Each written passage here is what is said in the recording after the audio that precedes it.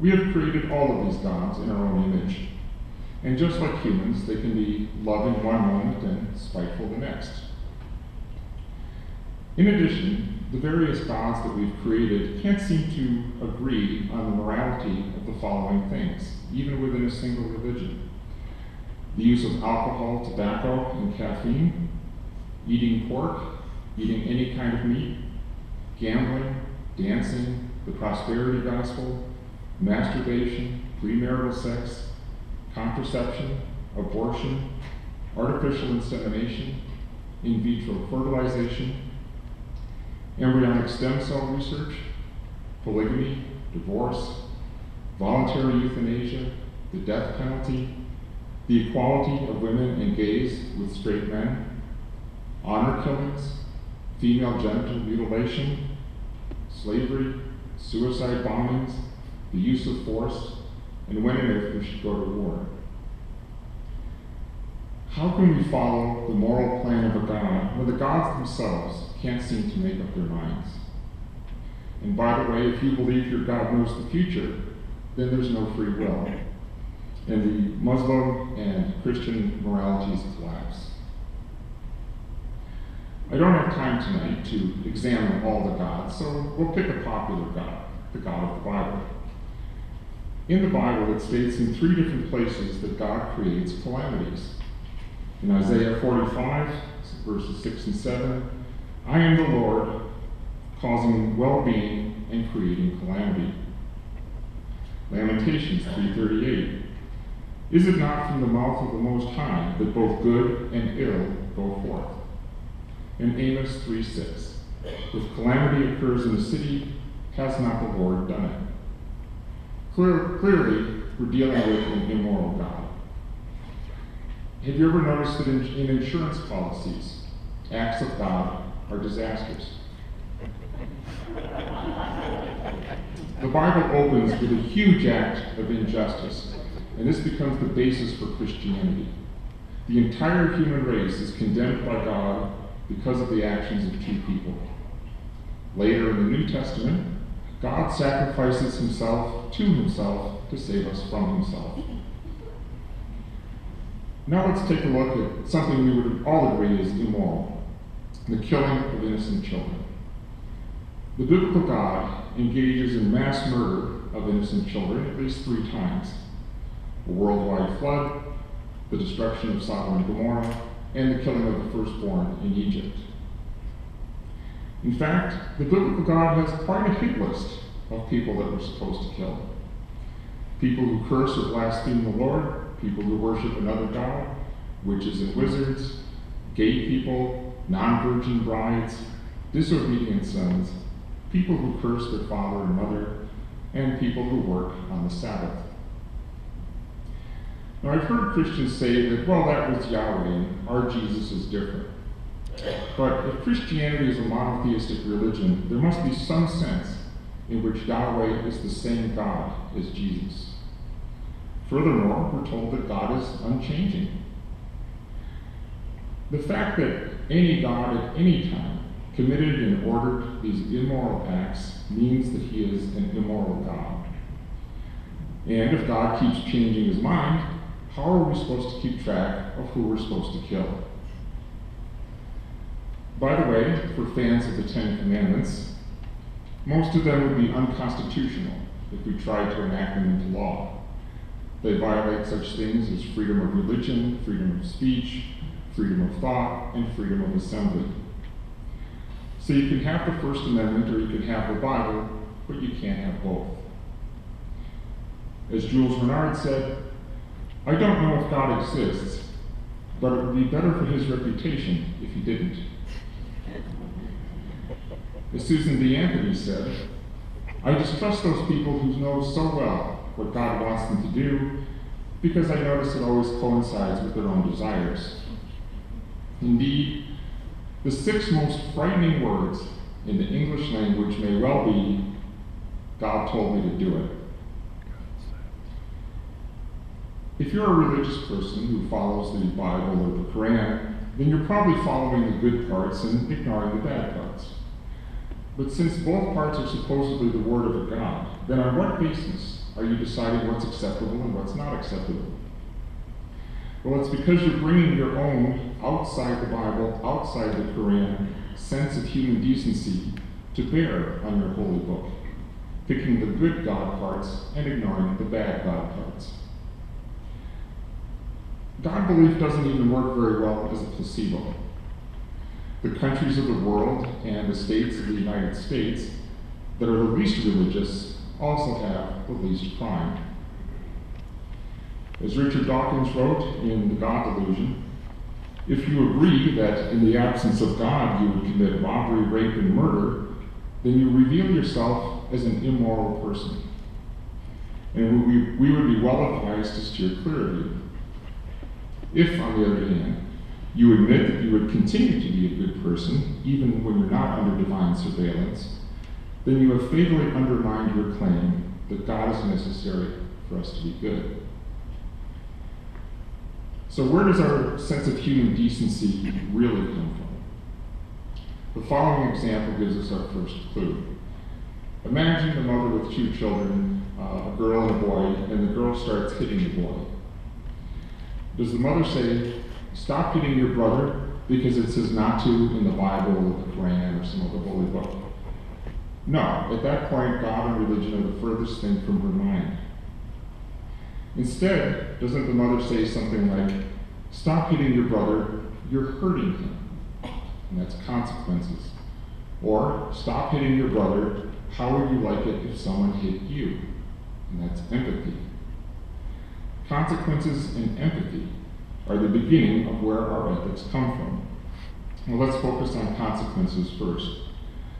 Instead of talking about moral versus immoral, ethical versus unethical, or right versus wrong, it makes more sense to talk about helpful versus harmful, because we can often objectively say whether an action is helpful or harmful. An action can be helpful or harmful to yourself, to the person or people directly affected by your actions, or to society as a whole. Sometimes an action is helpful or harmful on all three levels, and then we have no problem saying whether it's ethical or unethical. When an action might be helpful to you, but harmful to someone else and harmful to the rest of society, such as theft, we almost always call such a thing immoral or unethical. Disputes arise depending upon how we define helpful and harmful, and how we prioritize self, immediate others, and society as a whole. Now let's talk about empathy. Why do we care about each other? After all, doesn't evolution reward selfishness? Well, yes it does. But it turns out that in a social species like humans, it benefits us as individuals to cooperate with each other. As E.O. Wilson points out in his book, The Social Conquest of Earth, colonies of cheaters lose to colonies of cooperators. In their book, Wild Justice, Beekoff and Pierce state, in cooperative groups, deception is always a successful strategy, but it's less successful on the whole than cooperation. When we help someone, we're rewarded by feeling good. We get a good reputation, and people are more likely to help us in return. If we don't cooperate, people tend to ignore us. And if we're antisocial, we get shunned. And when we harm another person or society, we get arrested and put in jail to protect society from us. It's really that simple. It's really all about empathy, cooperation, and consequences. Humans and some other animals have evolved empathy circuits in our brains, and probably the most well-known feature of this are mirror neurons. If you bang your elbow and hurt it, there's a part of your brain that will become active and generate pain signals. This will cause you to wince, to cry out in pain, and to clutch your elbow so you do no further damage and to start the healing process. If I observe all of this happening to you, the same parts of your brain that caused you to feel pain will also become active in my brain, though not as strongly, allowing me to feel your pain. This is the beginning of empathy, and it motivates me to come to your aid. Notice that your wincing and crying out in pain do nothing directly to protect your elbow or help it to heal. Those actions are only helpful to you as signals to me, to motivate me to come to your aid. If you doubt that we're all connected to each other, see what happens when you yawn. Even the very word can cause us to yawn. As we all know, empathy works well with other species as well. If our pet is in pain, we'll do what we can to help it. Other animals also help each other, not only within a species, but between species. Other animals also possess a sense of justice. And let me give you some examples. A female bat helped another female bat who was trying to give birth by showing her the proper way to hang. A rat in a cage refused to push a lever for food when it saw that a rat in another cage received an electric shock as a result. A cat led her elderly, deaf, and blind dog friend away from obstacles and towards food. A group of elephants rescued a group of antelopes by undoing the latches of a gate. And a group of chimpanzees in a zoo punished a chimp who arrived late for dinner because the rules were that no one eats until everyone is present. A final problem with basing morality on God belief is that if you lose your belief in God, then you've lost your basis for morality. But notice that we atheists are easily able to be good without God. That's because morality is really based on evolution. Empathy, cooperation, and consequences, using the standards of helpfulness and harmfulness. Well, I hope that our debate tonight has been helpful. Thank you. Thank you very much, Dr. McMurray.